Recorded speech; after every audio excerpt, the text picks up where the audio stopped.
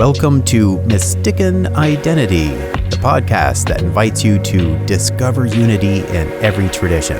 And in each episode, we explore the timeless wisdom woven through mystic teachings, religions, and spiritual philosophies, all leading us to a deeper connection with one another. The views and reflections shared are personal experiences and are honestly intended just for reflection. They're moments from my own journey, shared with honesty and not intended for instruction. They don't represent official positions or universal truths, but are offered as one perspective among many. Well, greetings. Thank you for joining me with another episode of Mystican Identity. And once again, I'm the Mystic. And this episode actually has a lot of exciting elements, at least for me, that led up to this being recorded. And it all revolves around something that's been kind of like nagging at me lately. It's this conflict that I'm having that keeps coming up. And it keeps resurfacing. And it's this one of, why am I doing this? Why am I doing a podcast? Why am I doing a YouTube channel and YouTube shorts and Instagram material? I tend to get lost in that a lot. I think it's a lot. Maybe not as much as I think I do. The initial reason for doing this was when I got out of the hospital, or my incident.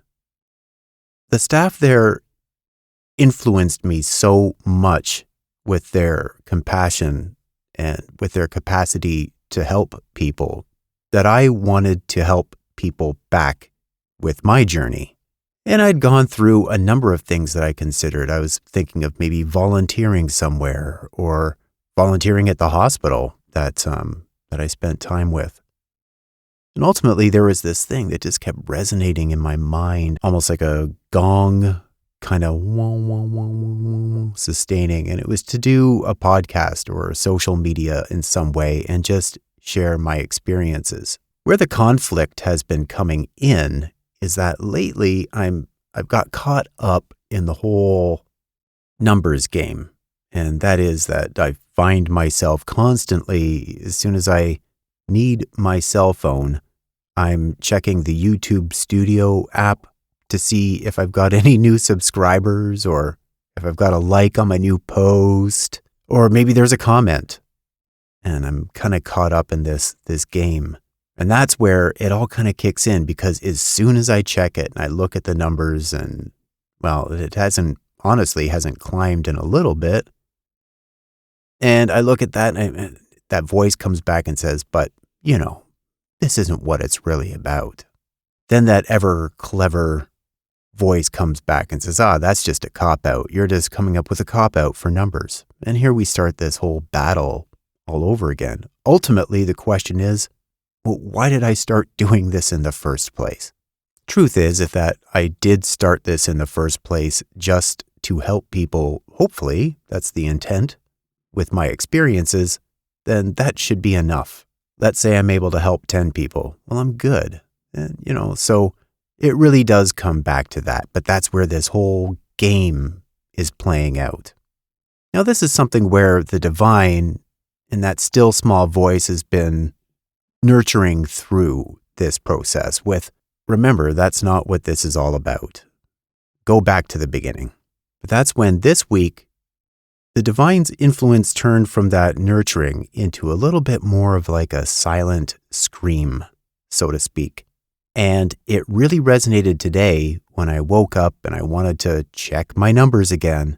And the voice said, okay, this project isn't about numbers. This project all along has been about you. It's about you. In a sense, what it's really about is breaking the fourth wall. See, coming out of the hospital, there's a lot that I'm not wonderful with when it comes to doing something like this. The thoughts, the ideas, the meditations, the advice from the divine comes in an instant. Just like that. And I know it, and I understand it, and it makes so much sense to me. the process of converting that into words for others isn't so great. And it's there that I need the experience. I need to put that into practice. Once the divine pointed out that this project is about me, I realized that this is very much part of what I call the spiritual gym. There's a podcast I have planned, and I keep bumping it back, but it's basically describing my spiritual life is now more like really what my job is supposed to be. That's my real job. And I want to do a podcast episode where I put together like a job description for what I'm supposed to be doing. Well, what that does is it converts my job, my physical daily job, into essentially my spiritual gym. And it's where I get a lot of working out. And if you think of a gym, it's kind of cool because there's all these different pieces of equipment to work out and isolate parts that you really want to target and make better. Well, I'm going to dive into how my actual workplace is a spiritual gym with different machines to exercise different parts that the divine wants me to make stronger. This podcast, the YouTube channel, the shorts, they're all part of the gym, the spiritual gym. And this is one of those parts that I have to exercise, that converting from head to voice. And I got to put that into practice. And so that's when I say that the divine saying this project is about you. It's not meant to be some egoic way. It's more of a transformative way. And this is part of the training. Essentially what I'm being shown is that the entire human experience is essentially a spiritual gym. That every part of it is designed to strengthen some part of me that needs to be strengthened and toned. And this podcast, well, it's just one of the machines. But the funny thing is that even when I had that thing from the divine that said, this is about you, this is your training, this is strengthening at the spiritual gym, I had an aha moment. Yes, now I get it. Now I see what I haven't been doing. And then that thought comes right back. So if you do this, you'll get more subscribers and more views and more clicks and more likes, and it starts all over again. And it's hilarious. If anything, I've started to be able to catch that faster, and it's kind of turned into a bit of a game now. But when I do get lost in it, I'm right back to, why am I doing this? But it's very interesting with that voice that says, this is the one. This will do it. After this episode, it's just going to go huge and people are going to follow. And this is what's been missing. I like to think of that as like a little demon, but I just call it an imp, a little imp that likes to just, take any moment and turn it into, this is what this could be. Instead of living in the now, instead of living in the present, instead of being conscious, and just knowing what to be in that moment, it's always, this will get me that. It's with that I was given a memory of a story that I'm sure many are familiar with. It's from the Bible, but other beliefs have very similar stories. And that one would be the story of Jesus being tempted in the wilderness when he went to meditate. And as he's meditating, there's that voice. Now it's in the Bible, it says, and Satan tempted him. And the first temptation was, you've been out in the wilderness, you must be hungry. Why don't you turn these stones into bread and feed yourself? Now that seems harmless enough. It's actually not a bad suggestion, right? But what it is it's taking away from the point of the meditation. The point of the meditation is to be with the divine, and even something very innocent such as taking a moment to step out, turn some loaves into bread and eat them is still pulling out of that presence with the divine. And of course, there's other temptations that follow. I think the one that speaks specifically to me is the one where the devil takes him to a very high mountain, shows him all the kingdoms of the world and their splendor, and says, all this I will give you if you just bow down and worship me. And of course, we know the end, that Jesus says, "Get away from me, for it is written, worship the Lord your God and serve him only." And see, that's where I started to draw in some relativity. Here I am trying to do something with the direction of helping others with my spiritual journey, with all of its flubs and with all of its good accomplishments. But I'm getting distracted by all of this. I will give you all of this. You can have lots of views. You can have lots of subscribers. You can have clicks and all of this stuff. And I guess when I really think about it, when he says, if you bow down and worship me, I guess that would be the same as I can have all the clicks. I can have all the subscribers as long as I do whatever it is to go that direction, to be that attention-getting person, I guess. Not that I'm, knocking anybody that has success. That has nothing to do with those comparisons. For those who have hit it out of the park, way to go. What an accomplishment. Very, very cool. And it must feel amazing. But for me, I have to come back to that one pointed part where I shouldn't be drawing myself out for a different type of end game, a different type of outcome. And so I thought it was super groovy that the divine shared that, kind of provided me with that memory of that story that I knew. Thought, it's kind of neat how what Jesus went through in the desert is very similar to what you go through, even when you meditate. And I had to think about that and realize that does happen to me when I meditate. It just happened this morning. I'm in a moment of bliss. I'm in a moment where I'm just not distracted by thought. And I don't know how long I'm into that blissful moment I get when that voice creeps up, that little imp. You're doing it. You got there. This is it. And then I'm pulled out. Even this morning, while I was meditating, there was honestly a thought, how many hours has it been since you've been eating? Maybe you should see the whole, what's wrong with food? There's nothing wrong with it. You're right, but it's pulling me out of my meditative state. What's wrong with clicks and views and subscribers? There's nothing wrong with that. I think that's fantastic for anybody to achieve success in that manner. But that's not what my intent is supposed to be. See, that's where the whole game starts to come about. But even then, get this. Once I had that realization of the story of the temptation in the wilderness, it came to me that that should be what I do as the podcast. It was divine intervention, just what a mystic wants. And I am supposed to do a podcast on this today because this is what's happening. It's in the now.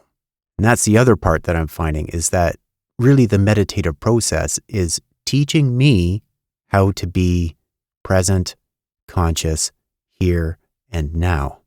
With all of those distractions that I get and those thoughts about whether it's what I'm going to eat or if I'm going to have a protein drink or what I'm going to do later, they're pulling me out of the present. And that's part of the spiritual gym, is learning how to tame these wandering thoughts of mine, bring me back to one-pointedness, and be more aware and present. So let's see. This is what happened. When I started to piece all of this together, I compared my meditation to that of Jesus, my podcast to his temptation, my craving for food with his temptation of craving for food. Everything started to align for this particular episode. I mean, that's got sacred groove written all over it. That is great, and that's what I wanted to run with. Of course, once I had that idea in mind, that little imp came back.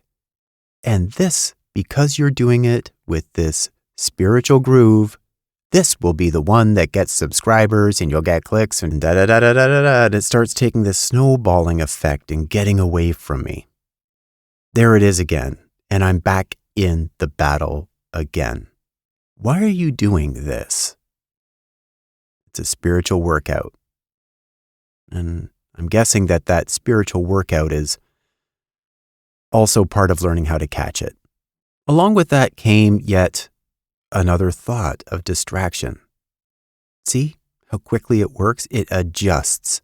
The imp is the absolute perfect recognizer of a change of state and being like, yeah, but I'm over here. Just whenever you go to dodge, it's there. Hello. Hello. Ready to get you.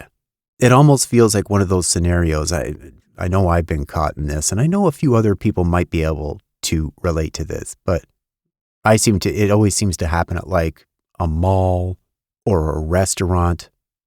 When you kind of like you're going a certain direction, and I should put it in first person, where I've been going in a certain direction, and all of a sudden, due to some circumstance, boom, I'm now face to face with a stranger. And very nicely, I'll go to the right to get out of your way. Well, they go to their left. So now we're still looking at each other just off to the side. Oh, sorry. So you move, and for a few moments, it becomes this very hilarious, this back and forth of two people that can't get out of each other's way because they're trying to be nice and compassionate and helpful. But still, you're at this moment where no matter what you do, this other person is still there. I'm going to go here. Well, there they are. Well, that's the imp in the spiritual practice. Because I brought myself, after that example from Christ being tempted, I brought myself back to saying, okay, just do it. Don't anticipate subscribers. Don't anticipate anything. Just be. Just do it. Just live it. The imp comes back. Maybe it's because your stuff's not that interesting. I mean, let's be serious. It's spiritual stuff. That's not high ranking on the popularity charts. Nobody is going to podcasts and YouTube for someone's spiritual journey. I mean, it pales in comparison to a lot of other things. Now the down game begins. Yeah, I guess you're right. Really isn't much room for me to be doing stuff like this. I mean, it's true. So there isn't really much presence for this, and I really shouldn't expect too many people to be interested, and maybe I should just wrap up the whole thing altogether. That's when the divine came back to me, almost came to my rescue. A lot of times, when these things happen, I look back at my childhood, and there was this, and I don't know if this is something that still currently happens, but in cartoons, there used to be this classic thing in like Looney Tunes where someone would be trying to make a decision, and there'd be like poof, an angel on one shoulder and poof, the devil on the other, whispering into the individual's ear as to what to do. And it's funny how that's so comical back then, but it was a great way for that artist to really draw out what it's kind of like. Because the divine came back to keep me centered. And just said, well, what's your favorite story, religious story? And I thought, well, I've got several. There's the Bhagavad Gita. There's the story of Siddhartha becoming the Buddha. Love that one. I love that. What's your favorite story, like, in the Bible? Easy. The Bible, my favorite story is the book of Job. That's my favorite one. All right, well, let's take a look at that. Because really, in itself, it's not a very interesting story. I mean, think about it. It's a long, drawn-out story about a man who pretty much loses all of his possessions. All right, so he loses his cows, loses his wife, loses his children, loses everything else. And at this point, yes, there is an easy joke I could slip in about this being like a 1980s country song. But it's just a little too easy to go with that one. But then there's his friends come and give him advice about what he did wrong and he's being punished. And really, when you break down the whole story, it's not really gripping. And in the end, the divine reveals itself to Job. Job learns some valuable lessons, and his stuff gets restored, thus providing that Job, through this enlightening experience, received rewards for being enlightened. It's really kind of weird because in a way, I can look at a period of time in my life when I had kind of like a Job-like experience, and really I do. There was a year and a half that I went through, and really there was kind of like this thing about it where, in a Job-like sense, I thought my life and the blueprint of it was doing exactly what it should do. It was following all of the normal paths that people follow. You got done college. Maybe some people have to go camping at least once or twice so that they can say they went camping once. That was me. Maybe some people go to Europe to find themselves or backpack or wherever it might be. They come back, they find a significant other, they get married, and da-da-da-da-da. Everything goes according to the blueprint. Well, I had that at one point in time as well. And I was in school, training for a career path, and it was a promising career path. While I was in school, I started to get a little bit of tragedy. One was that my brother, his life was ended unexpectedly.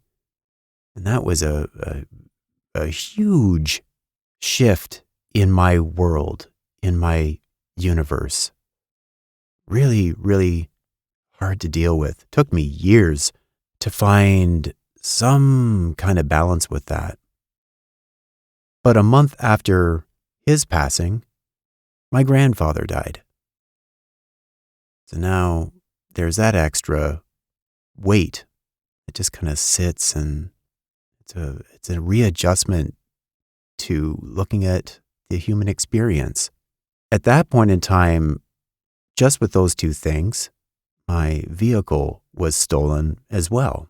And I required my vehicle to get to this school to do training.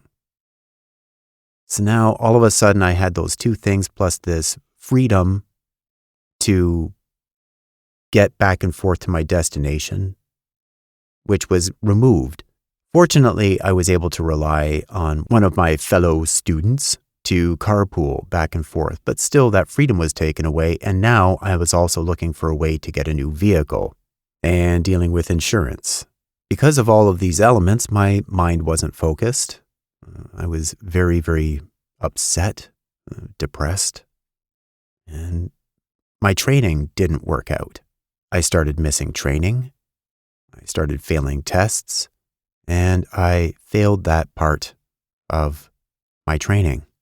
Ultimately, the employer that I was with that required that training let me go because I failed my training. So now I had to find a new job while still looking for a car, and it's kind of difficult to find yourself a job without a vehicle, and I needed a vehicle, but I didn't have a job, and it's kind of hard to get a loan to get the car when you don't have a job. Well, fortunately, I was able to get myself like a surface level job, enough to pay the bills till I found something more that I wanted to do. And once I found that, my grandmother passed away. I had a lot of funerals that year, and it really started to affect me because I started to feel like something had to do with me. It became weird how I just thought that anything that surrounded me was going to have trouble, and so I became very withdrawn.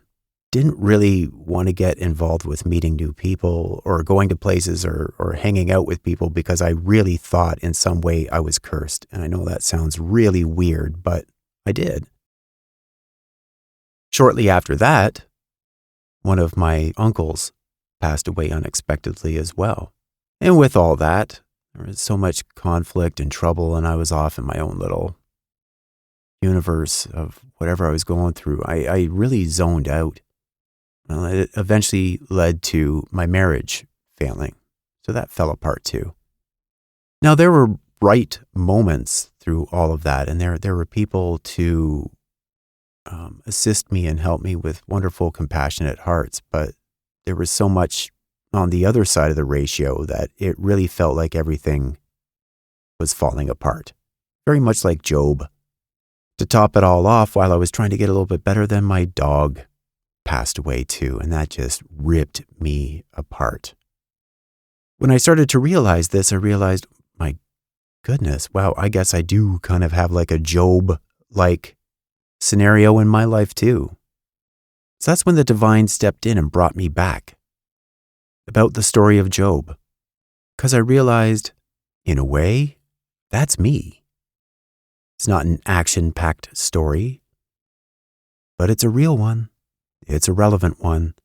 A story of someone walking through doubt, distraction, discouragement, a lot of questions, and finally arriving at a deeper knowing. Now that happened many years ago, but it's now that I'm finding that that story is finding some relevance for me. And it's a spiritual understanding that kind of transcends. So that's when the divine stepped in and said, well, now that's two stories from the Bible that you know that aren't just stories anymore. See, I'd been reading everything linear, from start to finish through the Bible, and treating everything as linear stories that happen one after another. And it kind of read them almost like Lord of the Rings or Dune. But they aren't just stories anymore. I'm living them. These stories are mirrors. I'm looking at mirrors of my experience. And that brought me this huge sense of peace and belonging. It meant that I'm not alone in this. The path that I'm walking on has been shared by others. They've done the path before me, and there will be people who do the path after me. The stories we read, whether it be the Bhagavad Gita or the Bible, they're written to reflect our stories, and then we can add our experience on top of those. So I came back to this. The podcast isn't about getting views. It's about strengthening the spiritual muscle of presence and learning how to be an effective communicator. And through doing these and sharing my experiences and looking for things during the day that I can make into relative stories for others, it puts me in a place of presence and consciousness. So now this becomes more of an all-day workout because I'm working out being present and conscious. It's about noticing the thoughts that want validation and then gently just releasing them. This is my experience, my journey. I'm learning how to be. It's about letting the divine teach me through the practice of creating. It's about resisting less and being more. And I considered this to be a revelation, a breakthrough, a big, huge leap. And as I did, once again, that little imp came up and said, now that you know this, this is what will get you da-da-da-da-da-da-da. Never stops. That crazy little imp. It's crazy. It's bananas. B-A-N-A-N-A-S. I had to bring this book down with me to do this podcast recording because this is where that sacred groove comes in that just is so awesome. It's like the icing on a cake. I had this podcast all prepared, ready to go, the idea ready to go, but I ran into a little bit of a problem, and the problem was that I had also put in a load of laundry while I was getting ready to do the podcast. And even though I was ready to go, the load of laundry was on a spin cycle. The room isn't that far away from me, but the microphone would have picked it up and it would have been really annoying. So I knew I had a little bit of a wait. And I figured, well, I just started reading a book by Ram Dass. I've never read this book before. It was actually given to me as a gift. And I had to wait on reading it because I was just finishing up the Dhammapada, and I've been anxious to get started on this one. So it's called Paths to God, Living the Bhagavad Gita by Ram Dass. And so far, I am loving this book. It is wonderful. So what I'm going to do is while that load is finishing up, I'm just going to continue reading this book by Ram Dass. And so I went, got it, picked it up, and I just picked up where I left off. I flipped the page, and this is what was there. And let's just see how much relevance this was that I needed at this moment in time. I'm going to read this right out of the book, but This literally was the next thing that was coming up for me to read, and I had no clue this was coming up. Like I said, this is my first time reading this book, and I'm going to read it right from the book. Clearly, I'm not going to be as good as Ram Dass, but I'll try to give it some kind of honor as well. For me, it's still a surprise, even though I can see the connections after the fact. Here's a little example. Maybe I'm invited to give a lecture in some small town somewhere. I won't really know what leads me to accept that particular invitation, but I do. I go there, I speak to the audience, and they don't seem particularly interested in what I have to say. I think to myself, what am I doing here? Maharaji, what on earth did you have in mind? I finish my talk and I take a taxi to the airport. I've got half an hour before my flight leaves, so I'll go in to have a cup of coffee. I sit down and somebody comes over and says, "May I share this table?"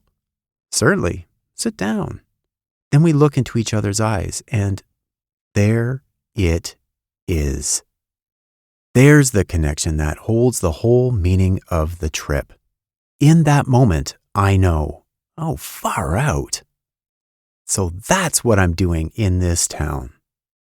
Isn't that so groovy? It's the very, very similar experience that I'm having. What am I actually doing here? No one seems to be too receptive. I'm not like raking in the numbers, but there is a purpose, and the purpose wouldn't be accomplished if I didn't follow through with action. I loved that part when I got the book, and I felt really the best way to honor what's been going on with me was to actually record this podcast.